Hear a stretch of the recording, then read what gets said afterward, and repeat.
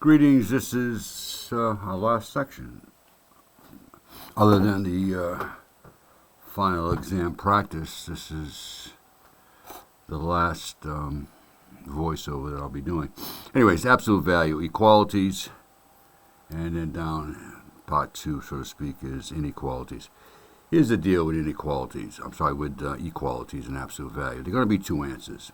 You could conceivably have an absolute value problem that has no answers or no solutions, but you're not going to experience that, all right? And that would happen when the equation said the absolute value of something was a negative number. All right, absolute value now refers to the distance away from the origin. So, first thing I look at here in number 1 is the absolute value is all by itself, all right, on this left-hand side of the equation. So I'm ready to go. If there was a number here, I would have to deal with it and get this guy all by itself, the absolute value. So here's what I do. Number 1, I get the absolute value of x plus 3 equal to 4. And here's how I set it up. I say x plus 3 could have been 4. This value here could have been 4. The absolute value of 4 is 4. Or x plus 3 could have been equal to a negative 4. Now, if this thing within the absolute value was a negative, since I'm taking the absolute value of a negative 4, that would also equal 4. So it's two possibilities. Either this guy is equal to 4, or this guy was negative 4, but because it was contained in absolute value, I had no choice but to make it positive. All right, so solving is easy enough. Subtracting 3 on both sides. X is equal to 1, or here again, subtracting 3 on both sides, I'd have x is equal to, if I brought this over, this would be a negative 4 minus 3, x is equal to a negative 7. Easy enough to check. All right, we're substituting in 1 for x. 1 plus 3 is 4. The absolute value of 4 is 4. X could be negative 7. Well, negative 7 plus 3 is a negative 4, but the absolute value of a negative 4 is a positive 4. Two solutions, 1 or negative 7, and you see it's letter C. Pretty straightforward. Number 2, first thing I realize is the absolute value is all by itself, right? There's no number around it, so here it is. Absolute value of 5x plus 2 equal to 8. So I start off by saying 5x plus 2 could have been 8, or 5x plus 2 could have been negative 8, but because it was enclosed in absolute value, the absolute value of a negative 8 is a positive 8. So two solutions. You know, this is basic math here, basic algebra. I'm going to bring the 2 over as a negative, and then 5x is equal to what, 6, and dividing both sides by 5. 5's cancel out, x is equal to 6/5. Now, here's what I've been sort of preaching right along. Sometimes you can, once you solve one part of this, you're kind of like done. Because I look at the answers here, I see negative 6/5. I don't see 6/5 until I get to letter D. Well, there it is. So, I really don't have to solve for the minus 2. I know the answer is letter D. And you're kind of wondering why, in class, some people finish, the exams a lot faster than other folks that take and use these in some kind of common sense. But I want to go ahead and solve this just to make sure, just to prove to you that the other answer is negative 2. And once again, I could have substituted in 6/5 here. 5 times 6/5 would have been 6. 6 plus 2 is 8. Absolute value of 8 is 8. But solving the other part here, if I bring the 2 over as a negative, I get 5x equal to negative 10, dividing both sides by 5. X is equal to negative 2. And you see the other answer. But we knew that maybe 5 minutes ago. So, number 3. Now, here's a situation where the absolute value is not by itself. All right. I see it with a positive 9 here. So here's what I've got to do. I've got the absolute value of x minus 6 plus 9 equal to 17. My first objective is to get this absolute value by itself, so to speak. All right. So what I'm going to do here is I'm going to take the 9 and bring it on to the other side. The absolute value of x minus 6, let's see, 17 minus 9, I get the absolute value of x minus 6 equal to 8. Now, it's just like numbers 1 and 2. I say to myself, x minus 6 could have been 8, or the thing in the absolute value. There's no word for this, the thing inside the absolute value. X minus 6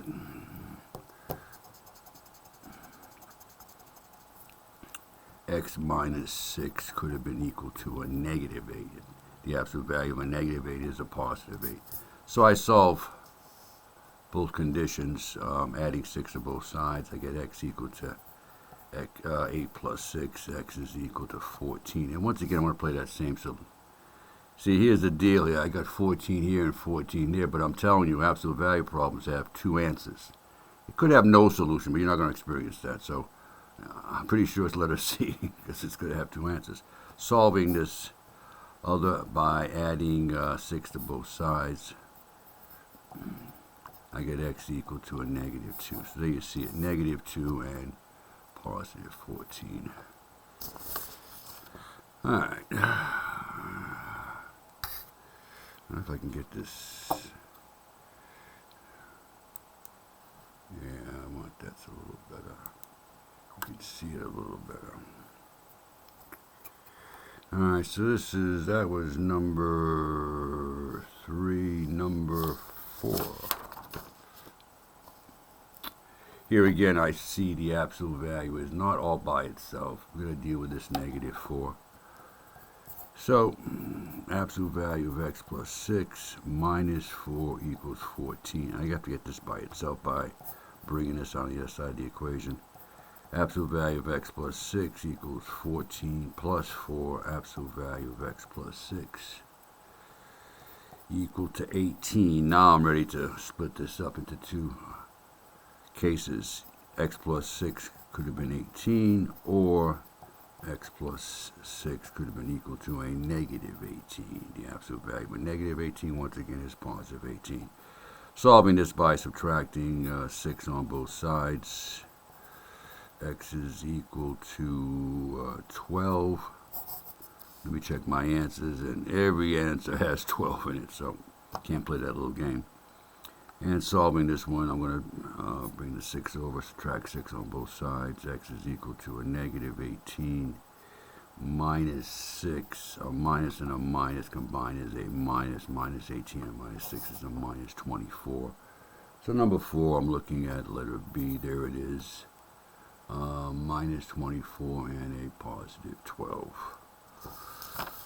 Okay, number 5. Yeah, we got a few things going on here. First thing I know is the absolute value is not by itself, and then I see a negative sign preceding this. It's like saying negative 1 times this, so we'll deal with that in a moment. Number 5, 14 minus the absolute value of x minus 7 equal to 2. First thing I want to do is take this 14 and bring it on the other side of the equation. So I have a negative absolute value of minus 7 equal to 2 minus 14.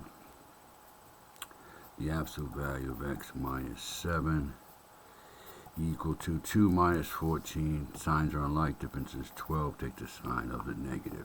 Now, I need to have this guy by itself. I don't want a negative sign. I want a positive sign. So what I'm going to do is I'm going to multiply both sides of this equation by a negative 1. What's going to end up happening is on the left side, this becomes positive, and a minus, well, here again, if I'm multiplying this by a negative 1, a negative times a negative is a positive. A negative times a negative is a positive. All right. So I got rid of this negative sign by multiplying by a negative. And then I multiply the other side. If I multiply one side by negative 1, I'm going to multiply the other side by also by negative 1. So now I'm good to go. All right, there's no numbers around this. I haven't got a negative sign in front. It's just like numbers 1, 2, and 3. So my two cases are x minus 7 could have been 12, or x minus 7 could have been equal to a negative 12. But before I can even start doing this, I had to set this up to have the absolute value all by itself. No numbers around it, no negative signs, nothing. All right, so to solve this, I'm going to add 7 to both sides. x is equal to 19. As I scan my answers, I see a 19 there, I see a 19 there, so I know it's not A or C. Solving this other side, adding 7 to both sides, and x is equal to, signs are unlike, difference is 5, and it's negative. So I see that my answers are 19 and negative 5. 19 and negative 5, letter B. Number 6. 6 is the same thing as number 7 in that you've got this negative sign preceding it, and then this 4 doesn't belong here. We need to get rid of the negative sign and the 4. So first thing I'll do is write the problem, which is a good thing to do. And I want to get rid of this 4. I'm going to bring the 4 onto the other side. So I've got a negative absolute value of 5x plus 2. And this is 2. I'm bringing this over as a negative. So the negative of the absolute value is equal to a minus 2. Now, I don't want this negative sign, so I'm going to multiply this whole thing through by negative 2. What happens, what ends up happening, the long and the short of it, these two guys are negative, multiplying through by a negative makes them both positive, all right? This minus 2 becomes a positive 2. Multiplying this whole thing through by a negative 1. A negative times a negative is a positive. A negative times a negative is a positive. All right, so now I got it set up. It's not until I have this thing set up like this that I can actually consider my two cases. One case would be as 5x plus 2 was always 2, or 5x plus 2 was a negative 2, but because it was enclosed in absolute value, I had to make it a positive. So solving this, I'm going to subtract 2 on both sides, and we get 5x equal to 0, dividing both sides by 5. 5's cancel out, x is equal to 0, and I see 3 out of the 4 answers have a 0, A, B, and D. So we know it can't be letter C. Solving this one by subtracting 2 on both sides. Alright, we get 5x equal to a negative 4. Dividing both sides by 5, x is equal to a negative 4/5. Alright, so we see negative 4/5 and 0. So, sure looks like letter B to me. Alright. You know, as I look at this, you know, it's always sign numbers here. You know, it gets down to the basics. You gotta know sign numbers. Number 7 seems to be a repeat of 5 and 6.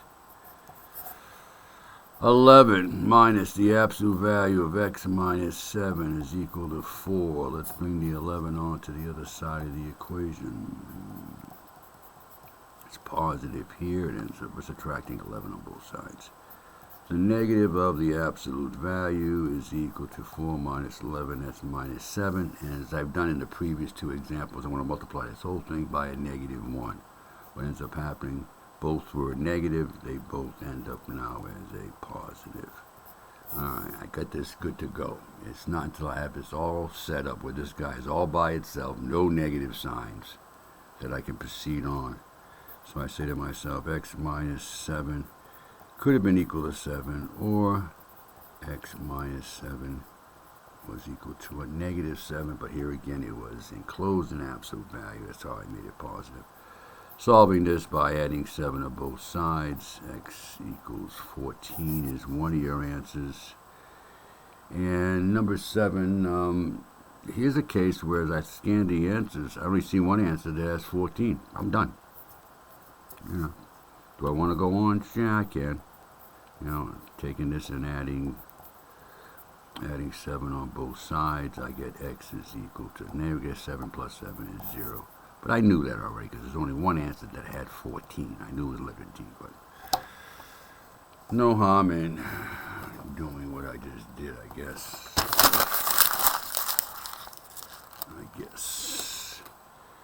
Alright, so that's equalities, and what do we got now? We got 1, 2, 3, 4, 5, 6, 7.